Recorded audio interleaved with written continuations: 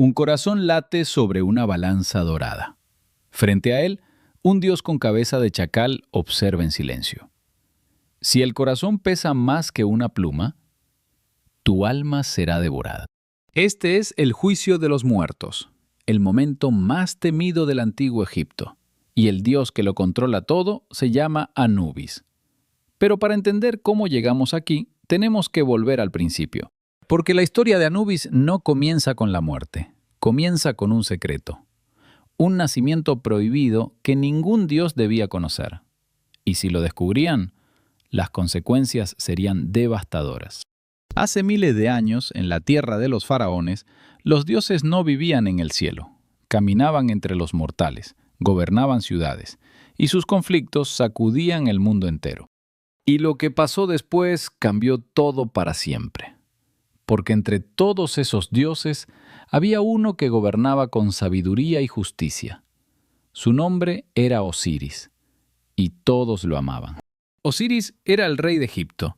Enseñó a los humanos a cultivar la tierra, a construir ciudades y a vivir en armonía. A su lado estaba Isis, su esposa, la diosa más poderosa de todas. Pero no todos estaban felices. Había alguien que observaba desde las sombras, alguien consumido por la envidia. El hermano de Osiris, el dios del caos y la destrucción, Set. Set odiaba a Osiris con cada fibra de su ser. No soportaba verlo amado, no soportaba que el trono fuera suyo, y empezó a planear algo terrible, algo que nadie vio venir. ¿Te imaginas ser traicionado por tu propia sangre? ¿Por la persona en la que más confías? Porque eso es exactamente lo que le pasó a Osiris, y fue peor de lo que crees. Set organizó un gran banquete, invitó a todos los dioses. La música sonaba, el vino corría, y en medio del salón colocó un objeto que cambiaría la historia para siempre. Un cofre dorado. Set dijo que el cofre era un regalo, que se lo daría a quien cupiera perfectamente dentro. Uno por uno, los dioses lo intentaron, pero el cofre había sido construido con una sola medida, la de Osiris. Cuando Osiris se acostó dentro, el cofre encajó perfectamente, y en ese instante Set sonrió. Sus cómplices sellaron la tapa con plomo fundido, y el silencio llenó la sala. Osiris quedó atrapado, sellado vivo dentro de un ataúd dorado. Set ordenó arrojar el cofre al Nilo, y las aguas oscuras se lo tragaron sin dejar rastro. Pero esto no es nada comparado con lo que viene, porque la muerte de Osiris no fue el final de la historia, fue apenas el comienzo, y lo que Isis hizo después desafía toda lógica. Isis no aceptó la muerte de su esposo, se negó a rendirse, recorrió todo Egipto buscando el cofre, cruzó desiertos, ríos y montañas, y después de meses finalmente lo encontró. El cofre había llegado hasta las costas de Biblos, en el actual Líbano. Un árbol enorme había crecido alrededor de él, encerrándolo en su tronco. Isis lo recuperó con magia ancestral. Pero Set descubrió lo que Isis había hecho, y esta vez no tuvo piedad. Encontró el cuerpo de Osiris y lo cortó en 14 pedazos. Los esparció por todo Egipto. ¿Qué harías tú si enfrentaras algo así? ¿Te rendirías? Porque Isis no se rindió. Lo que hizo después fue el acto de amor más extraordinario en toda la mitología egipcia. Isis buscó cada uno de los 14 fragmentos, uno por uno. Viajó por todo el territorio egipcio durante años, y con ayuda de su magia y del dios Tot, reconstruyó el cuerpo de Osiris. Y aquí es donde la historia se vuelve verdaderamente extraña, porque Isis no solo reconstruyó a Osiris, usó un hechizo tan poderoso que logró algo imposible: concebir un hijo con él.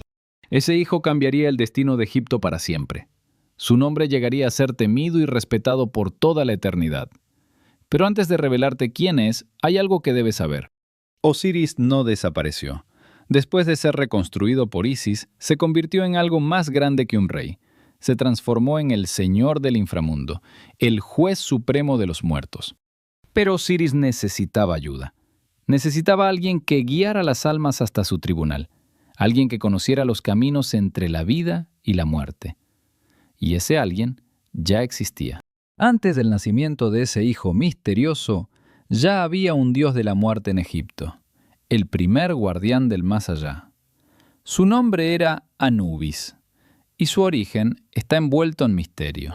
Lo que nadie te cuenta sobre Anubis es que su nacimiento fue un escándalo entre los dioses, porque Anubis no era hijo de quien tú crees. Su verdadero padre era Osiris. Pero su madre no era Isis, era Neftis, la esposa de Set. Sí, escuchaste bien. Anubis nació de una traición entre dioses, y eso marcó su destino desde el primer día. Neftis sabía que si Set descubría al bebé, lo mataría sin dudarlo. Así que hizo lo único que podía hacer. Abandonó a Anubis entre los juncos del Nilo, esperando que alguien lo encontrara. Y quien lo encontró fue Isis. La esposa legítima de Osiris adoptó al hijo secreto de su esposo, lo crió como suyo, y le enseñó los secretos de la vida y la muerte. Pero todo lo que creía saber sobre Anubis como un simple dios funerario es mentira. Anubis era mucho más que eso. Era el arquitecto de la eternidad, el que decidía quién vivía y quién moría. Anubis creció con un propósito: proteger a los muertos. Mientras otros dioses buscaban poder y gloria, él eligió el camino más oscuro. Se convirtió en el guardián del Duat, el inframundo egipcio. El Duat no era un lugar para los débiles. Era un laberinto de peligros, demonios y pruebas. Cada alma que moría tenía que atravesarlo, y sin la guía de Anubis estabas perdido para siempre. Había 3 funciones que hacían a Anubis indispensable. La primera era brutal, la segunda era sagrada, pero la tercera es la que te va a dejar sin palabras. La primera función de Anubis era la momificación. Él inventó el proceso. Fue el primero en preservar un cuerpo para la eternidad, y lo hizo con el cuerpo de su propio padre. Cuando Isis reconstruyó los pedazos de Osiris, fue Anubis quien los unió. Envolvió cada fragmento con vendas sagradas, aplicó resinas y aceites divinos. Creó la primera momia de la historia. Los egipcios quedaron tan impresionados que convirtieron la momificación en un arte sagrado. Cada embalsamador se ponía una máscara de chacal para representar a Anubis durante el ritual. ¿Y sabes qué es lo más fascinante? El proceso duraba 70 días. 70 días de rituales, oraciones y preparación. Porque para los egipcios, la muerte no era el final, era solo el comienzo. La segunda función de Anubis era guiar las almas a través del Duat. Imagina morir y despertar en una oscuridad total. No sabes dónde estás, no sabes qué hacer. Y entonces aparece él. Anubis tomaba tu mano y te llevaba por caminos que ningún mortal podía recorrer solo. Pasaban por ríos de fuego, montañas invertidas y puertas custodiadas por serpientes gigantes. Y lo que pasó después cambió la forma en que los egipcios entendían la muerte. Porque al final del camino no había paz, no había descanso, había un juicio, el más importante de tu existencia. Y aquí llegamos a la tercera función de Anubis, la más poderosa, la más temida. La ceremonia del pesaje del corazón, el momento que decidía tu destino eterno, el salón de las 2 verdades, un lugar tan enorme que no podías ver el techo, 42 dioses sentados como jueces, y en el centro, la balanza dorada de Anubis. ¿Te imaginas estar ahí, frente a 42 dioses, sabiendo que tu corazón va a ser pesado? Sabiendo que si fallas, no hay segunda oportunidad. No hay vuelta atrás. El proceso era aterrador. Primero el alma tenía que recitar la confesión negativa. Tenía que jurar ante cada uno de los 42 jueces que no había cometido pecados específicos. No he robado, no he matado, no he mentido, no he causado sufrimiento. Cada declaración tenía que ser verdadera, porque los dioses podían ver directamente dentro de tu alma. Pero la confesión negativa era solo el comienzo. Lo que nadie te cuenta es que había pecados que los egipcios consideraban imperdonables, y algunos te sorprenderían completamente. Contaminar el agua del Nilo era un pecado mortal. Maltratar a un animal era imperdonable. Incluso escuchar a escondidas podía condenarte. Los egipcios tenían un código moral increíblemente avanzado. Y en ese momento todo cambiaba, porque después de la confesión llegaba el momento de la verdad. Anubis se acercaba al alma, extendía su mano y extraía su corazón. No el corazón físico, el corazón espiritual. El Ib, como lo llamaban los egipcios. El órgano que contenía toda tu vida, cada acción, cada pensamiento, cada mentira, cada acto de bondad. Anubis colocaba el corazón en un lado de la balanza y en el otro lado ponía algo que parece ridículo, pero era mortalmente serio. Una pluma. La pluma de Maat, la pluma de la verdad. Maat era la diosa del orden, la verdad y la justicia. Su pluma representaba todo lo correcto del universo, y tu corazón tenía que ser más ligero que esa pluma, más ligero que la verdad misma. ¿Y qué pasaba si tu corazón era más pesado? Si tus pecados, tus mentiras y tu maldad hacían que la balanza se inclinara.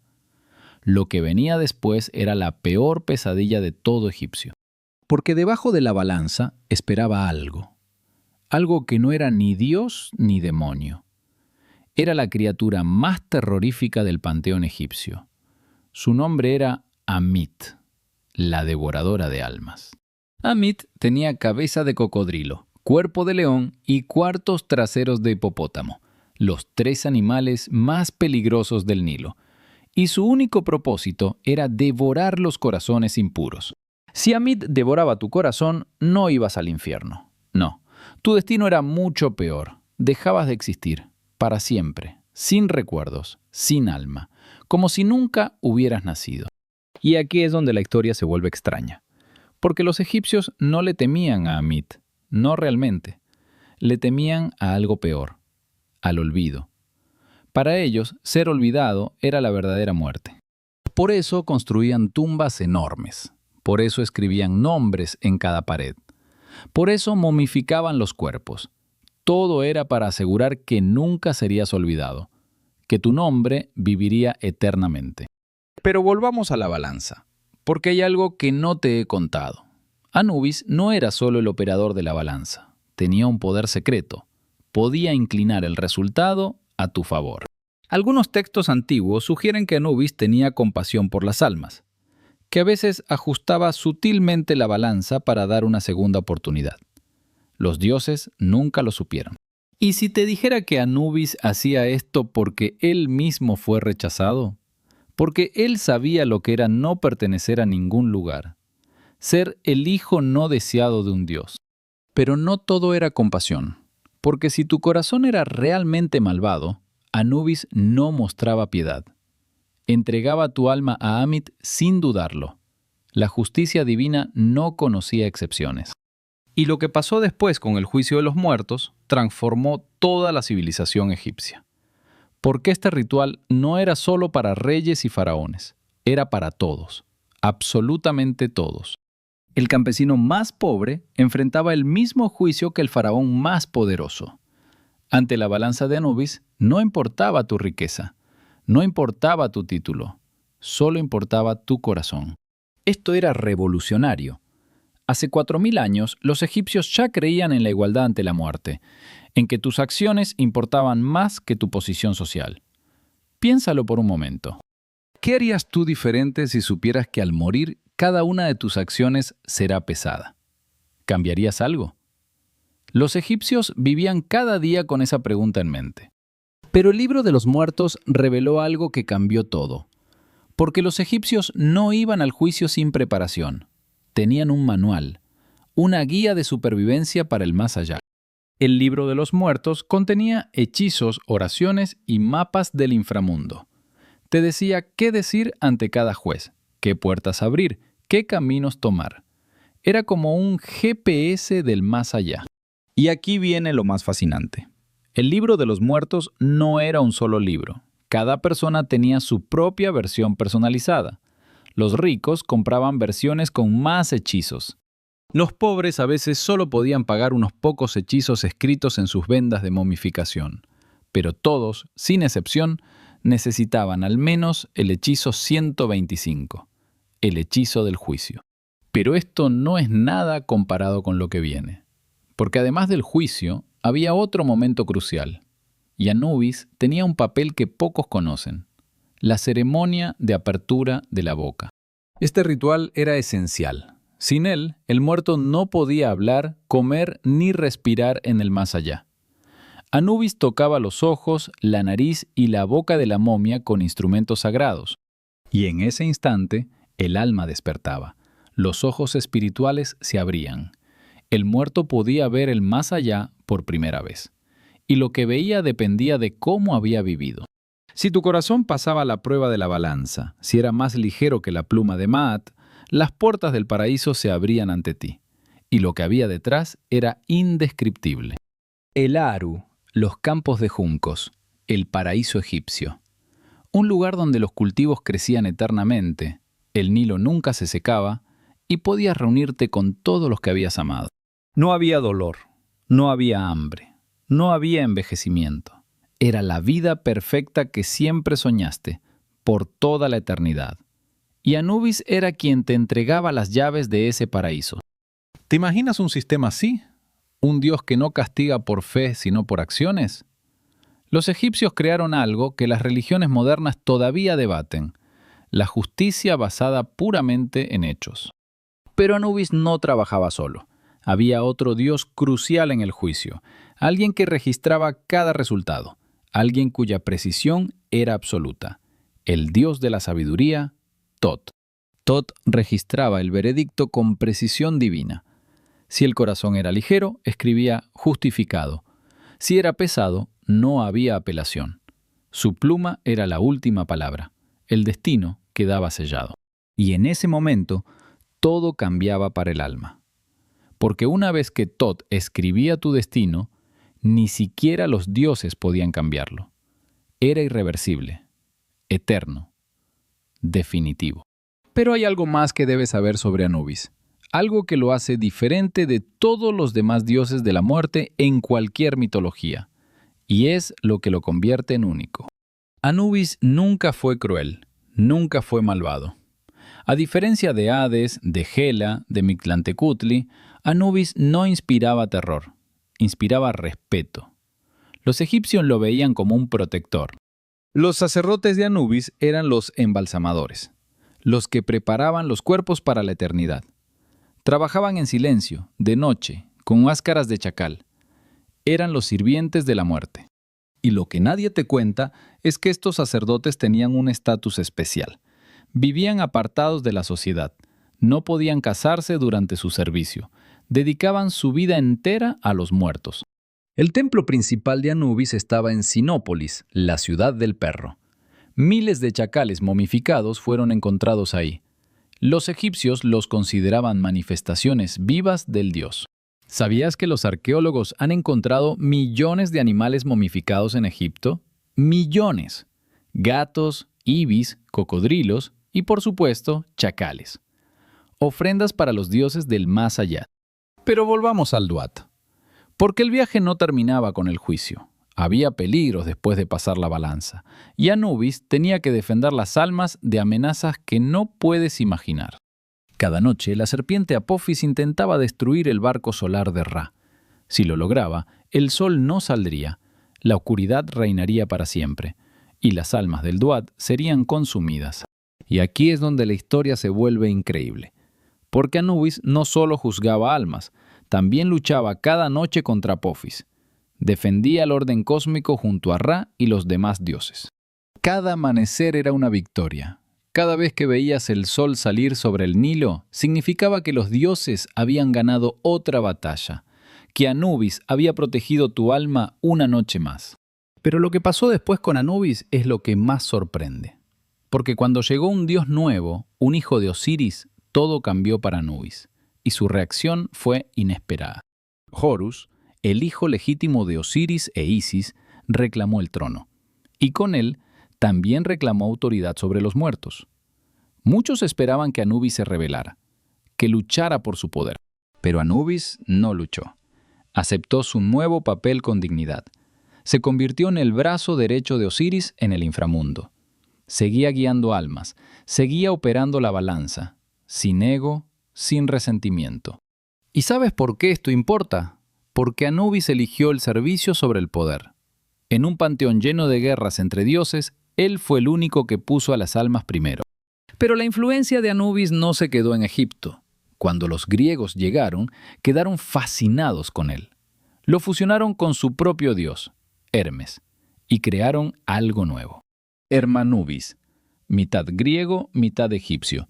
Un dios que guiaba almas entre dos mundos. Prueba de que el poder de Anubis trascendía culturas, idiomas y civilizaciones enteras. Y lo que nadie te cuenta es que los romanos también adoraron a Anubis. Templos Anubis se encontraron en Roma, en Pompeya, incluso en las fronteras del imperio. Su culto se expandió por todo el Mediterráneo. ¿Te imaginas eso? Un dios egipcio adorado en Roma. Un dios de la muerte que conquistó el mundo no con guerra, sino con una idea, que todos merecen un juicio justo. Pero la caída del culto a Anubis fue inevitable. Con la llegada del cristianismo, los dioses egipcios fueron olvidados. Los templos fueron abandonados.